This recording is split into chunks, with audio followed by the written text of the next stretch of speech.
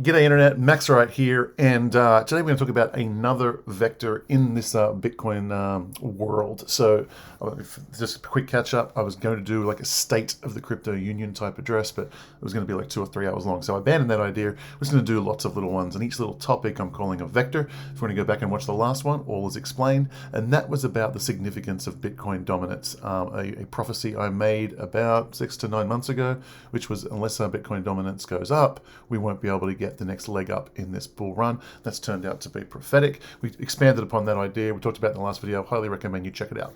Today's video, the vector we're talking about, is something whenever I introduce people to the idea of Bitcoin, one of the things they always hit me with is, but I still can't buy coffee with Bitcoin. And so if I can't do that, it's still not accepted in a lot of places. So it's not really a currency. And so it's just not really, I'm not seeing it take off. And it's an interesting point. It's a valid point. It's a little bit misdirected, I would suggest. And what I often tell people is here in the first world, we have very little desire to use Bitcoin. Specifically, I would never, ever use Bitcoin to pay coffee or buy cars or buy a Tesla or like none of that stuff. It's way too valuable. I want to hoard Bitcoin because it's an incredibly good store of value, and I want to spend my dollars. Not only would I do that, I've got fantastic, credit cards and things. I've never paid a penny of interest on any of my credit cards in 10 years. But you know what I've also done? I've been fly for free all the time, every time, whenever I want, because I've just got all these points. Right now, we have these really cool things here called credit cards. Now we still pay for it via, the customer always pays. So we pay on the back end, but we don't really have a choice about it, right? So the merchants are the ones who should be really mad at the credit card companies. But as a customer, you've got to be pretty happy with it, right? So in the first world, we don't want to use Bitcoin to pay for stuff in that sense, okay? In the second world, the developing world, the third world, whatever you want to call it, it's a very, very different story. And I've spoken about this on the channel before. But again, none of those things are really what I want to talk about today. I want to zoom in here a little bit. I want to talk about Bitcoin as the payment rail system for the world, as a stepping stone to get to the Bitcoin currency. I do believe that even in the first world, we are going to one day be using Bitcoin everywhere and everywhere on the Lightning Network to buy the coffee and buy the Teslas and buy the thing, and it will just be what everyone does all their savings in, what everyone gets paid in, and what everyone does their spending in. But there's some stepping stones to get there, because first, probably got to get rid of all of my cash first, right? That's what I want to do first. I've got to get rid of all that stuff. And we've got to break down the concept where it's taxed and treated as property. There's a whole bunch of stepping stones to get there. One of the very first stepping stones, one of the big things, which is going to mean massive proliferation, is to use the Lightning Network as a payment rail that the existing fiat currency can sit on. Now, what do I mean by that? I think I was listening to an interview between Jack Mallers and I forget who, Peter, the guy who bought the football club in England with his Bitcoin profits. And it was a really, really good interview. In fact, I'll put the link in the description below because it was a very powerful interview. I highly recommend everybody watch it. One of the concepts that Jack was talking about, he had the opportunity to go and sit in front of some very big wigs at Facebook. And as you know, they're working on they were working on DM. And about a couple of years ago, it was like, Facebook's going to come up with a competing, currency system to the fiat dollar, and we can use our Facebook wallets to pay for coffees, and it'll be the currency.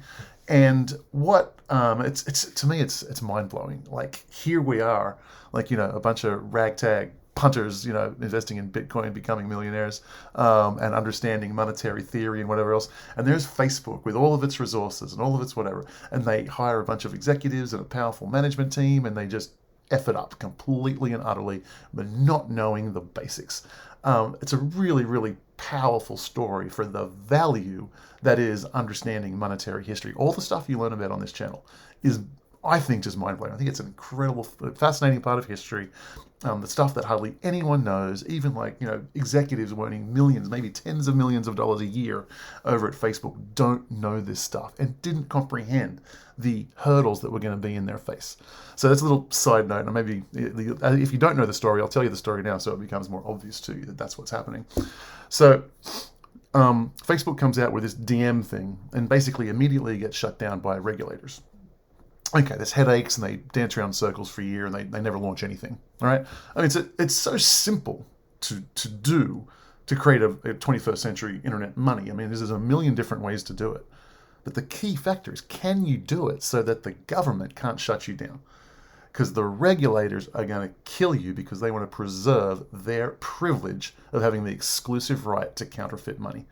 And if you come up with a currency that people are using, they're going to shut it down to keep their privilege. And I'm not talking about Biden's or Trump's or political parties. I'm talking about the guys that sit above that in the banking system that own and control both political parties and own all that jazz. They're not going to let people compete. The decentralized component of Bitcoin is the mind-blowing stuff. That's the stuff that people have to really understand. That's the thing that the Facebook execs missed and wasted an enormous amount of time on this DM nonsense. So there's Jack Mallers sitting out there with Facebook exec of one type or another. And he's like, guys, like, what are you doing dicking around? Basically explain the problem to them. Listen, you can spend 10 years, right? You'll never do it. The central banks are just never ever going to let you do it. But let's be generous. Let's say with all your power and all your regulators and all your lawyers on board and all your lobbying money, you go ahead and convince regulators to give you permission for them to compete with them on currency, right? That's going to take you 10 years, and this race will be run and won by the time you even get permission to play the game. You have this decentralized layer immediately that no one can shut down. You don't get anyone's permission from, and you can immediately plug into it and use that to circumvent the whole regulatory nonsense. And all you have to do is create the app and have the user base where you can compete on the user experience. This is what you're amazing at. And Facebook, that is. This is what you're amazing at. And you have this instrument, which is free to get in of, free to get out of, can be teleported anywhere in the world instantly for free, final settlement bearer instrument. You have this that you can use. All you need to do is put an app on the top of it, and you're done. You guys, your whole DM thing is ridiculous. You need to sell it. It's a waste of time. You've got Bitcoin as the layer to use on. All you need to do is have an app on top. And he said, you guys, in like 2 weeks, could completely destroy Western Union. Western Union can be obsolete. You produce a wallet inside the Facebook app. You've already got 1 billion users, and they can load it up. And you don't have to hold the money. That's the magic sauce. See, the Facebook doesn't have to do the heavy lifting with the money, because the transfer of money back and forward, all that is done for free on the Bitcoin Lightning Network. All you need to do is create the app on top, which lets people manage their accounts, and boom, you've got people. You just instantaneously crush the Western Union business.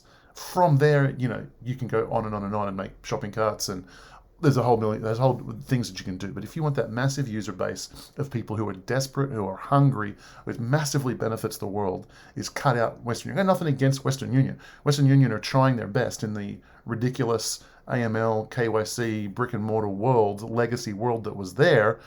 They're helping people. They're charging them 30, 40, 50% commission to transfer $100 from country A to country B. But that's not their fault, because no one else is doing it better. Right? I don't need to go into competition and understand, try and start a business and get slaughtered by regulation to know it's a miserable, shitty business.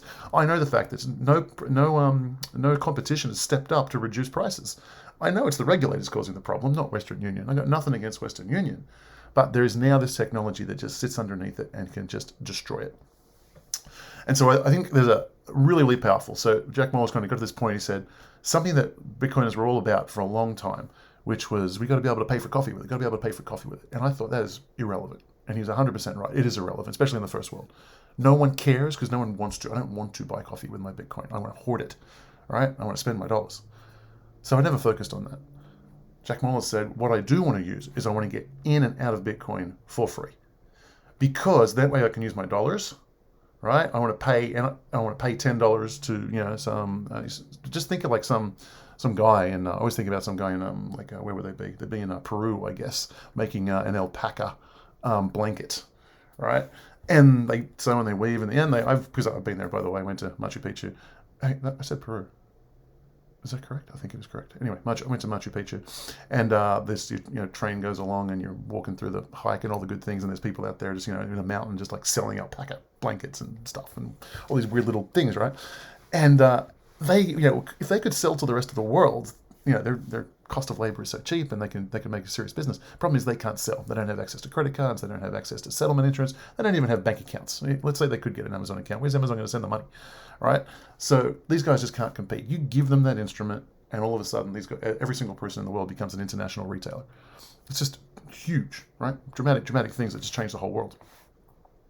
And so what Mahler's focused on, which I think was quite brilliant, is he said, I'm just going to make the app which gets you in and out of Bitcoin instantly and free. And that way, you can just load up your account with dollars. You don't have to convince anyone about dollars. Most people won't even know they're using Bitcoin. All they know is they get an app, they load it up with some dollars, and they can send this anywhere in the world for free. No charges. Boom. And that is what Jack Mahler's focused on. It's what he produced with his InStrike app. And he's basically the first to market, I would guess, that is just focusing on building this app on top of the Bitcoin Lightning Network. And the whole world is going to be a race to get in there and compete and create a great user experience on top of the Bitcoin network, because it just absolutely demolishes all other forms. It circumvents all the headaches with the KYC and the AML and all the nonsense. And that's what he's focused on. That's what he's first to market on. But there's going to be an absolute flood of competitors. And they'll be the big boys. Like Facebook and Apple and Amazon, they're not going to sit by and watch this happen. In fact, part of his story, and you don't know how much it was related to him, but Jack had this meeting with the Facebook executives, just telling them they're just pissing in the wind, trying to do this DM nonsense and try and create a new currency that's not decentralized and go against central banks. A week later, they sold their DM whole thing, the whole thing. Facebook just sold it. The whole concept, the team, the intellectual property, the whole business just got sold, and they just got rid of it, abandoned the project. Whether or not that was a result of Jack or not, I don't know. I don't think even he knows. I think he's taking credit for it, though, and that's kind of fun. So that's kind of interesting concept. So yeah, today's vector, which is just very, very exciting, very, very bullish, is I think what's going to happen here over the next 6, 12, 18 months. And you're just going to see people you're going to see the Lightning Network absolutely explode. It's already exploding. It's exploding in an exponential fashion. And you're just going to see it proliferate anywhere. And I think that's the stepping stone. Once tens of millions of people are using it for remittance, once all these bones are built, then, and only then, and once really another way to look at it, once all the gains are made, once the crazy, whatever Bitcoin has to grow to as a market cap, like to service the world for all of the things it does, a store of value, a payment rail, whatever that market cap is, probably 100 trillion, maybe more, right? Once Bitcoin grows to that, your volatility dampens. People like me and people who believe in this stuff, they're not so desperate to hoard their Bitcoin. It's like, well, now I can spend it for coffee, now I can whatever. And so eventually I think you get to the point where it just becomes the reserve currency. You don't go in and out of dollars, you just start buying with your Bitcoin balance.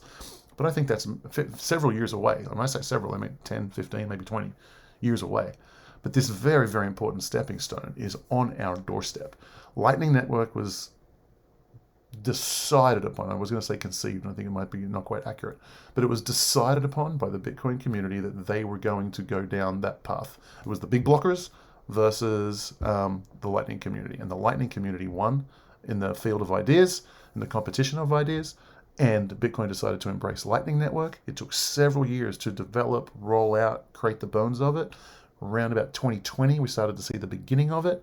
Boom, 2021, we see El Salvador basically building an entire economy on the Lightning Network Bitcoin, and they're the first of many.